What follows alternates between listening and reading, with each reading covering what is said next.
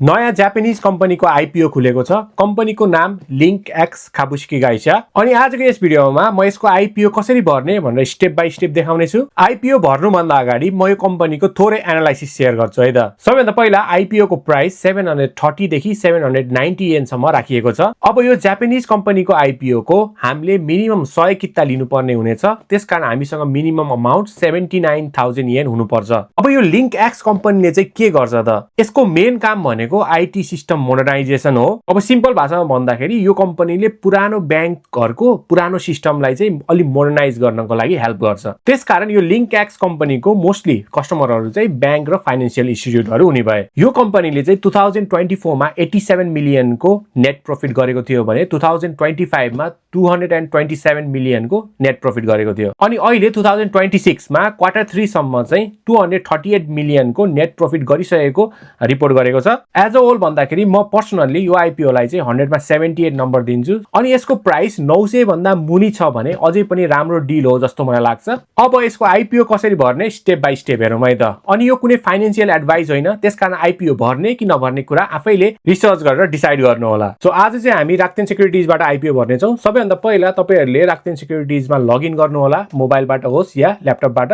तपाईहरुको यस्तो इन्टरफेस आउँछ। लगइन गरिसकेपछि तल तल स्क्रोल गर्दै जानु होला। तल तल तपाईले आइपिओ भनेर देख्नुहुन्छ। आइपिओ को आडामा लिंक एक्स भनेर देख्नुहुन्छ, त्यसमा क्लिक गर्नु होला। त्यसमा क्लिक गरिसकेपछि तपाईहरुको यस्तो इन्टरफेस आउँछ। यहाँ तपाईले देख्न सक्नुहुन्छ लिंक एक्स को आइपिओ कतिमा खुलेको छ। अनि अहिले यो चाहिँ 6 महिनाको 11 सम्म खुलेको छ। भन्नुको अर्थ अब अझै 3 दिन बाँकी छ। 3 दिन भित्रमा तपाईले भर्नु भयो भने 6 को 11 सम्म भर्नु भयो भने चाहिँ ओके छ। अब यहाँ तपाईले बुक बिल्डिङ भनेर लेखेको छ। हामीले चाहिँ आज गर्ने भनेको बुक बिल्डिङ हो। सो बुक बिल्डिङमा क्लिक गर्नु होला। बुक बिल्डिङमा क्लिक गरिसकेपछि तपाईहरुको टोटल सब प्रोसेसहरु देखाउँछ। के गर्ने, कसरी गर्ने अनि के गर्नुपर्छ भनेर यो 1 देखि 12 सम्म सबै प्रोसेस देखाएको है। तपाईहरुले यसलाई ट्रान्सलेट गरेर पनि हेर्न सक्नुहुन्छ। यो भयो भने अझै सजिलो हुन्छ। अनि तल हेरिसकेपछि तल आईएसएफ भन्ने बटन छ, यसलाई क्लिक गर्नु होला। त्यसमा क्लिक गरिसकेपछि अब डाइरेक्टली हामीले स्टक रोज्ने बेला आयो, स्टक लिने बेला आयो। अब हामीले मिनिमम चाहिँ 100 किता लिनुपर्छ, म्याक्सिमम चाहिँ 7000 कितासम्म लिन मिल्छ।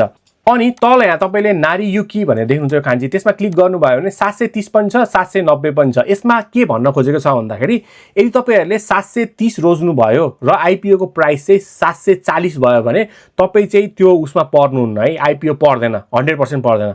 त्यसकारण तपाईले के गर्ने भन्दा यो नारीयुकीमै छोड्दिने। 790 गर्नुभयो भने पनि ठिकै छ, तर नारीयुकीमा गर्नुभयो भने आइपिओ को प्राइस जति निर्धारित गरियो त्यतिमै तपाईले पाउनु नि भयो। अब यदि तपाईले 730 गर्नुभयो तर आइपिओ को प्राइस 740 अथवा 750 भयो भने तपाई चाहिँ त्यो लकी ड्रमै हुनुहुन्न के। त्यो आफूले भनेको भन्दा माथिको प्राइसमा लकी ड्र भयो भने चाहिँ आफू लकी ड्रमा परिन्न। त्यही भएर यो खान्जी नारीयुकीमै छोड्दिनु होला। त्यसो भयो भने चाहिँ जति प्राइसमा भयो भने आफू लकी ड्रमा परियो, जतिमा पर्छ त्यतिमै किन्छु भनेको हो के त्यो चाहिँ। त्यसपछि नेक्स्ट गर्नु होला। अनि पैसा कति चाहिन्छ यहाँ तल 79,000 भनेर देखाएको छ। त्यो लास्टमा पनि चेक गर्न मिल्छ। त्यसपछि नेक्स्ट गर्नु होला।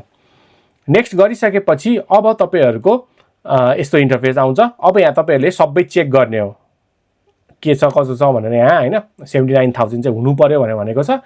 अब त्यसपछि तल आफ्नो कोड राख्ने, आन्सर बाङ्गो राख्ने, अनि त्यसपछि मोस्कमी गर्ने। मोस्कमी गरिसकेपछि तपाईहरुको बुक बिल्डिङ भयो। अब बुक बिल्डिङ भइसकेपछि आइपिओ इचिरानमा गएर तपाईले चेक गर्न सक्नुहुन्छ। त्यसमा गएर क्लिक गरिसकेपछि तपाईको सबै देखाउँछ।